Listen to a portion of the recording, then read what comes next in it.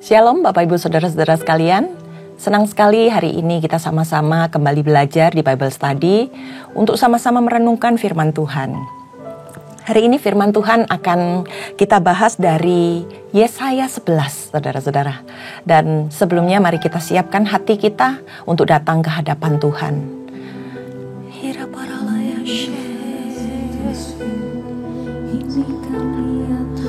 Terima kasih. Kami bersyukur Tuhan, bersyukur buat segala kebaikan-Mu. Terima kasih Bapa. Ya Tuhan.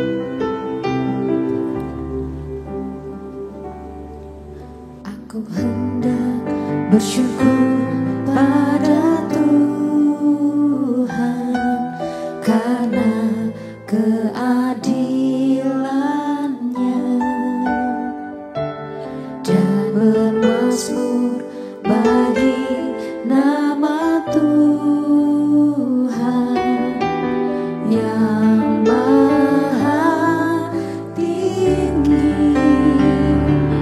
Ya Tuhan, Tuhan kami, betapa mulianya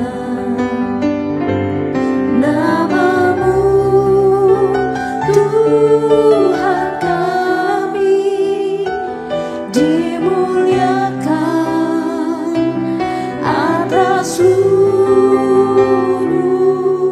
bumi.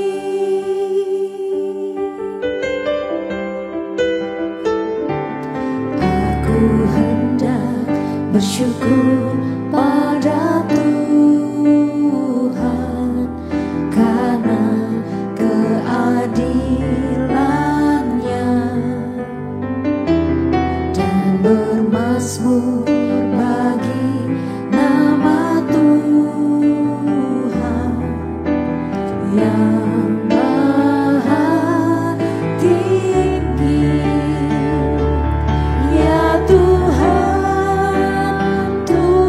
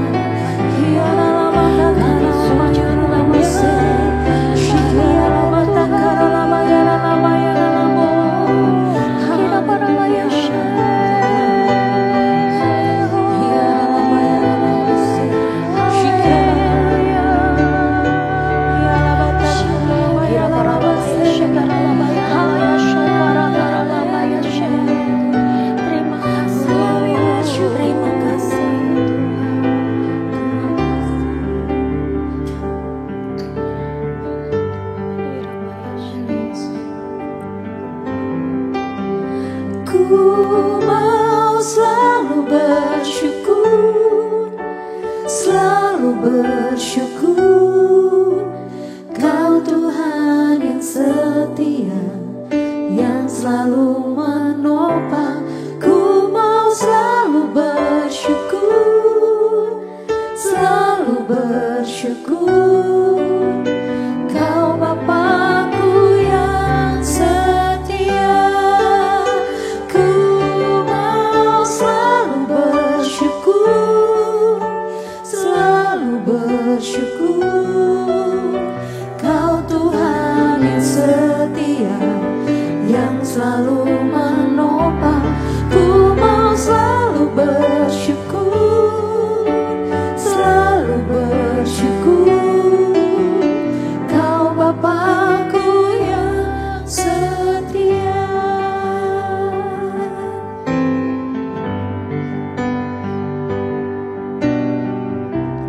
Dengan apa ku membalas kasih-Mu yang ku terima dari-Mu? Dengan apa ku membalas cinta-Mu? Oh Yesusku, ku mau selalu bersyukur, selalu bersyukur. Kau Tuhan yang setia, yang selalu menopang. Ku mau selalu bersyukur, selalu bersyukur. Kau Bapa-Ku yang setia.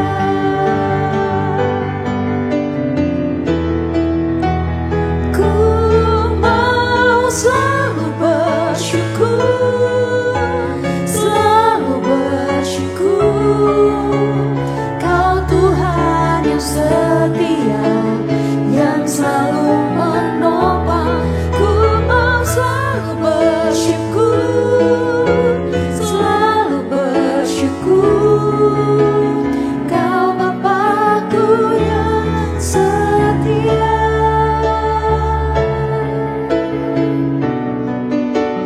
Ku mau selalu bersyukur, selalu bersyukur. Kau Tuhan yang setia, yang selalu menopang. Ku mau selalu bersyukur, selalu bersyukur.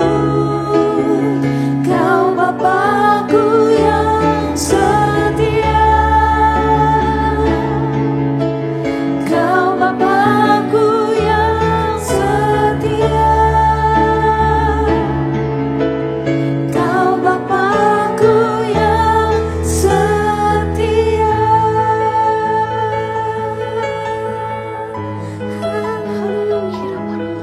Terima kasih Yesus.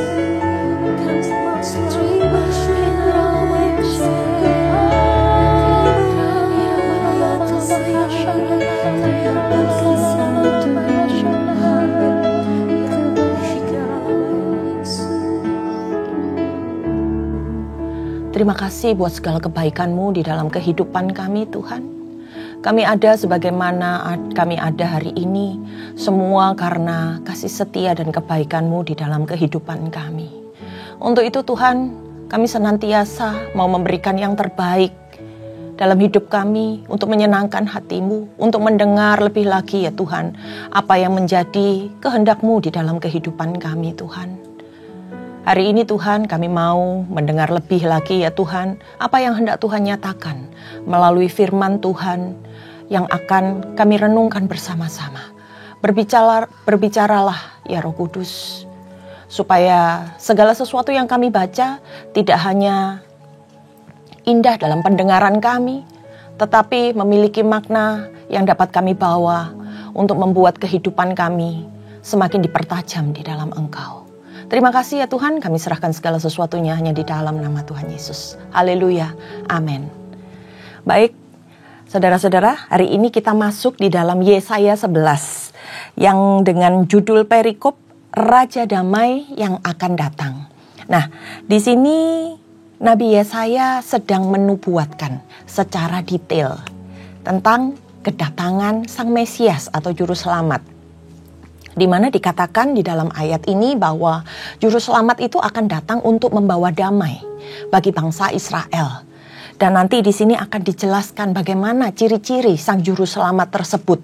Bagaimana kita bisa mengetahui bahwa dia yang datang untuk menyelamatkan bangsa Israel.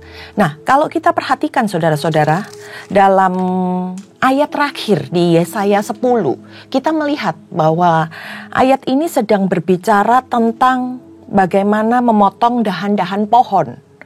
Dahan-dahan pohon dan lain sebagainya itu ada di Yesaya 33 sampai 34. Yang menyampaikan apa? Bagaimana Tuhan akan memotong dan menebang dahan-dahan pohon yang tinggi, saudara-saudara. Belukar rimba dan Libanon. Libanon itu adalah sebuah hutan yang sangat lebat yang akan ditebas dengan kapak. Karena tebal-tebal, saudara-saudara. Nah, ini juga menyampaikan, perumpamaan ini juga menyampaikan bahwa bangsa Asyur, sebuah bangsa yang besar itu akan ditebang habis oleh Tuhan. Sebuah bangsa yang kuat, yang pasti mampu dibinasakan oleh Allah. Nah, nanti di ayat yang di pasal yang ke-11 ini juga akan dibuka dengan perumpamaan atau penggambaran tentang sebuah pohon. Kita baca saudara-saudara di ayat yang pertama. Suatu tunas akan keluar dari tunggul Isai, dan taruk yang akan tumbuh dari pangkalnya akan berbuah. Roh Tuhan akan ada padanya, roh hikmat dan pengertian, roh nasihat dan keperkasaan, roh pengenalan dan takut akan Tuhan. Ya, kesenangannya ialah takut akan Tuhan. Ia tidak akan menghakimi dengan sekilas pandang saja, atau menjatuhkan keputusan menurut kata orang. Tetapi ia akan menghakimi orang-orang lemah dengan keadilan. Dan akan menjatuhkan keputusan terhadap orang-orang yang tertindas di negeri dengan kejujuran. Ia akan menghajar bumi dengan perkataannya seperti dengan tongkat. Dan dengan nafas mulutnya ia akan membunuh orang fasik. Ia tidak akan menyimpang dari kebenaran dan kesetiaan. Seperti ikat pinggang tetap terikat pada pinggang. Saudara-saudara, kalau kita baca dari ayat 1 sampai 5, Yesaya ini kembali memakai sebuah gambaran pohon tentang akan munculnya sebuah tunas yang baru, saudara-saudara, dari sebuah pohon yang sama. Tapi yang muncul dari tunggul Isai. Jadi sebuah dahan yang baru dari tunggul Isai. Isai ini siapa? Kita semua tahu bahwa Isai itu adalah ayah dari Raja Daud. Nah, dari pohon yang sama ini akan mengeluarkan sebuah tunas yang baru. Yang bisa menjadi sebuah pengharapan. Atau juga bagaimana orang-orang Israel dapat memiliki sebuah keinginan yang baru untuk mereka bisa diselamatkan. Nah, ini merujuk kepada seorang sosok ya saudara-saudara. Karena di sini diceritakan bahwa ia. Artinya apa? Seseorang yang akan muncul dengan kriteria atau ciri-ciri yang disebutkan dari pasal ayat yang pertama sampai yang kelima. Nah, kita bahas satu persatu ya saudara-saudara. Dikatakan bahwa akan memiliki roh Tuhan. Dia ini adalah orang yang benar-benar datang dari Tuhan. Sehingga dikatakan memiliki roh Tuhan. Dan memiliki yang namanya hikmat serta pengetahuan. Ketika dia ada, dia mampu memutuskan segala sesuatu. Dia juga mampu mengajar segala sesuatu dengan segala sesuatu yang Tuhan taruh di dalam kehidupannya. Dengan pengetahuan yang begitu luar biasa. Dia bisa menasehati. Dia bisa menjadi seorang yang bisa menguatkan orang-orang pada zaman itu. Dan dikatakan ada kata perkasa. Yang artinya apa? Dia punya kuasa. Dia akan dipakai sebagai orang yang menyatakan sesuatu yang besar. Perkasa. Dan dia memiliki sebuah pengenalan tentang Allah yang benar. Berbeda dengan orang-orang lain. Karena di dalam hidupnya dia akan memberitakan bagaimana Allah begitu mengasihi umatnya. Dan dia akan senantiasa menjaga hidupnya untuk takut akan Allah. Dan di ayat berikutnya saudara-saudara, dikatakan tidak menghakimi orang-orang lemah. Dia akan berdiri untuk menguatkan orang-orang yang lemah. Bahkan orang-orang yang berdosa dikatakan akan diselamatkan. Ini adalah hal yang luar biasa saudara-saudara. Manusia pasti terikat kepada dosa. Tapi dikatakan di ayat firman ini bahwa Raja Damai itu akan datang bahkan untuk menyelamatkan orang-orang yang berdosa. Dia tidak hanya sekedar menghakimi, tetapi bagaimana dia bisa menjadi sebuah penghiburan, sebuah kekuatan. Dan bagaimana dia bisa mengubahkan banyak hal dengan keadilannya dan kejujurannya. Dia akan berkata ya di atas yang benar dan tidak di atas yang salah. Kemudian selanjutnya dia dikatakan dia akan menolong orang-orang yang tertindas. Pada masa itu mereka begitu mengharapkan seorang yang bisa menyelamatkan mereka dari setiap penindasan yang hari itu mereka alami saudara-saudara. Dan kemudian dari perkataannya, apa yang dikeluarkan dari kata-katanya, dia akan mengajar orang-orang fasik. Bagaimana mereka akan mungkin bukan hanya sekedar kagum, tetapi seolah-olah semuanya digoncangkan dengan setiap perkataan yang akan dikeluarkannya. Mereka semua akan merasa bahwa mereka sedang ditegur dari setiap perkataan yang muncul, dari kata-kata yang dikeluarkan dari mulutnya. Dan hidupnya senantiasa benar dan setia sampai akhir.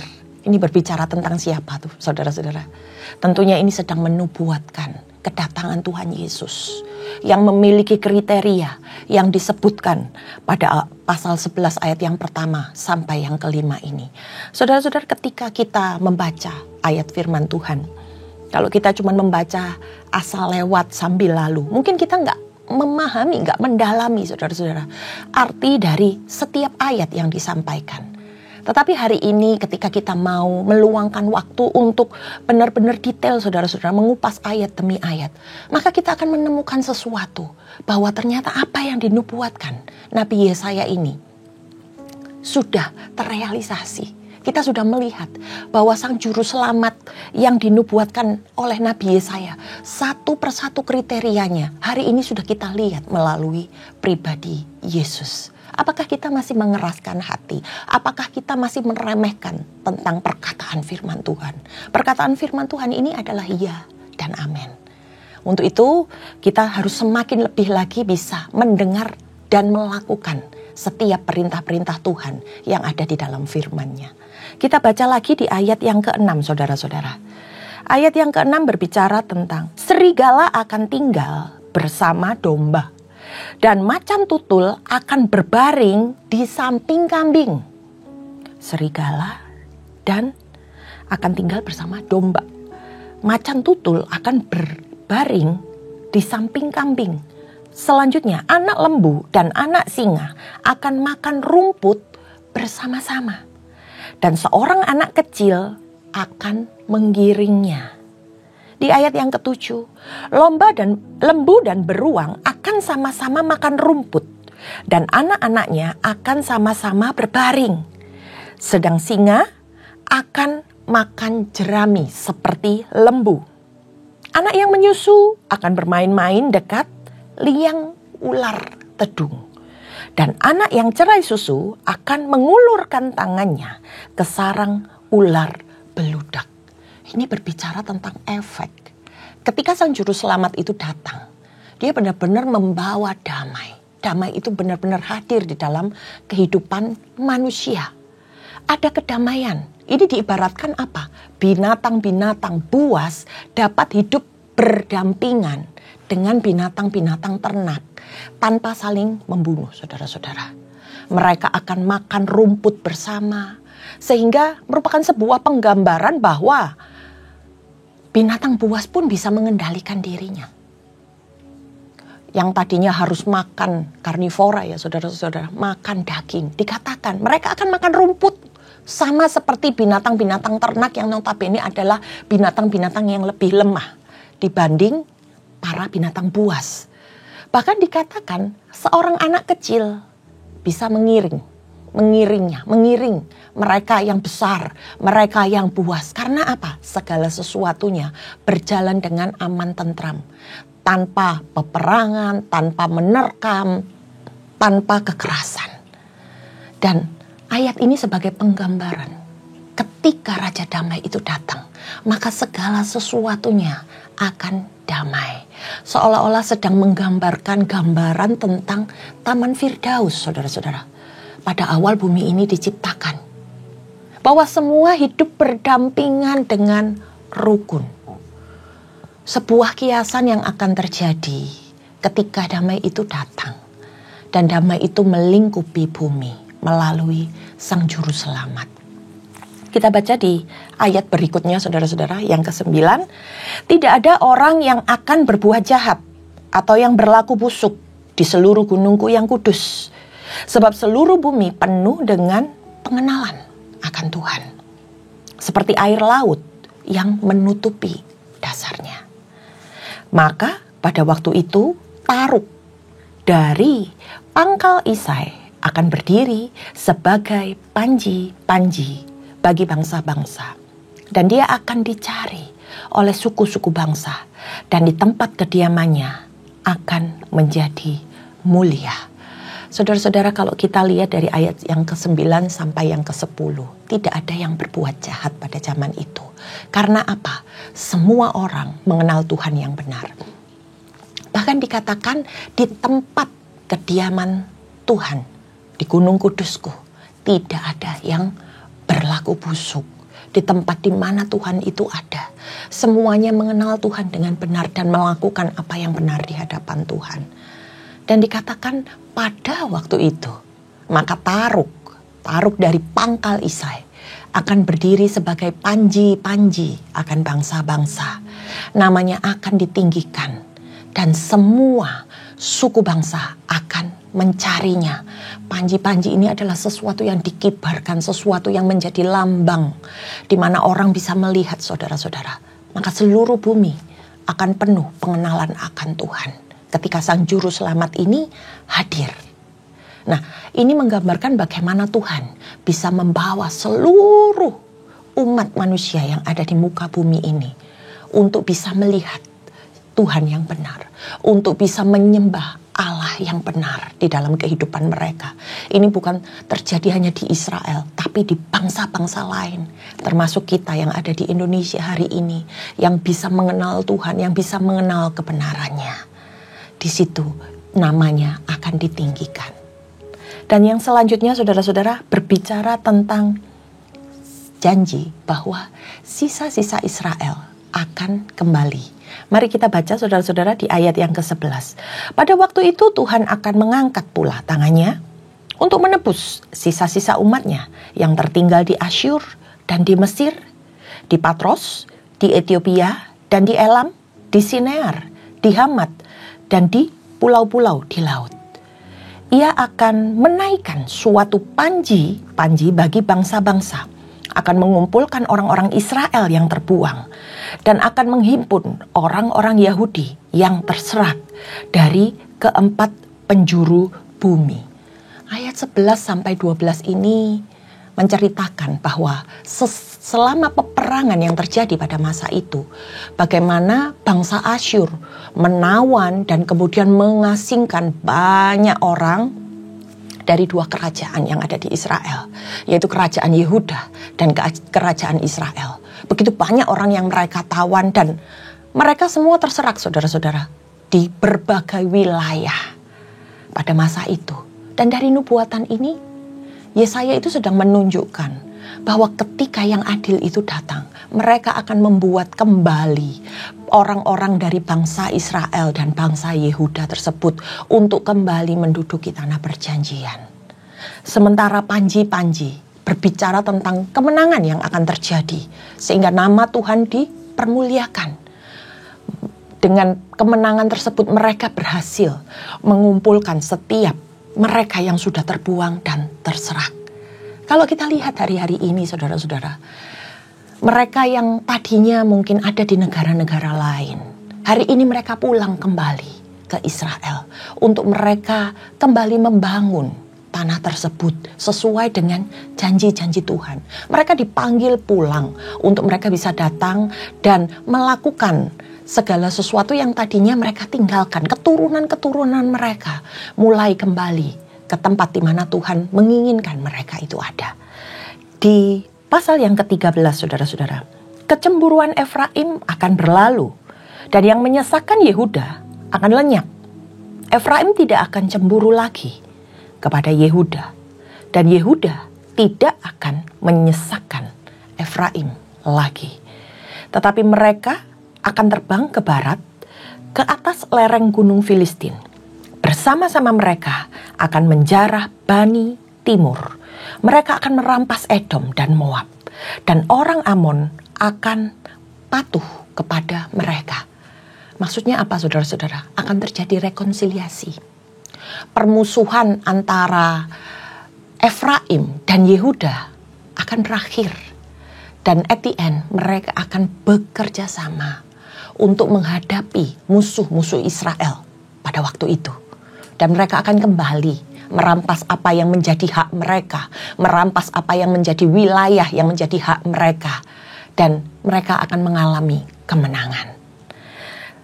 Kemudian di ayat yang ke-15 saudara-saudara, Tuhan akan mengeringkan Teluk Mesir dengan nafasnya yang menghanguskan, serta mengacungkan tangannya terhadap sungai Efrat, dan memukulnya pecah menjadi 7 batang air, sehingga orang dapat melaluinya dengan berkasut. Maka akan ada jalan raya bagi sisa-sisa umatnya yang tertinggal di Asyur, seperti yang telah ada untuk Israel dahulu pada waktu mereka keluar dari tanah Mesir. Nah, Teluk Mesir ini adanya di anak Laut Merah ya saudara-saudara. Kalau kita lihat di dalam peta, sungai Efrat ini adalah sungai yang besar yang ada di tengah-tengah wilayah tersebut. Dan Tuhan akan melepaskan kembali umatnya. Berkali-kali Tuhan menyelamatkan mereka, mereka terhilang. Lalu kemudian kembali Tuhan menyelamatkan mereka, tapi mereka memberontak. Tapi kali ini dijanjikan bahwa Tuhan akan melepaskan umatnya kembali seperti yang pernah terjadi sebelumnya, dan mereka akan dipersatukan, akan dipulihkan keadaan mereka.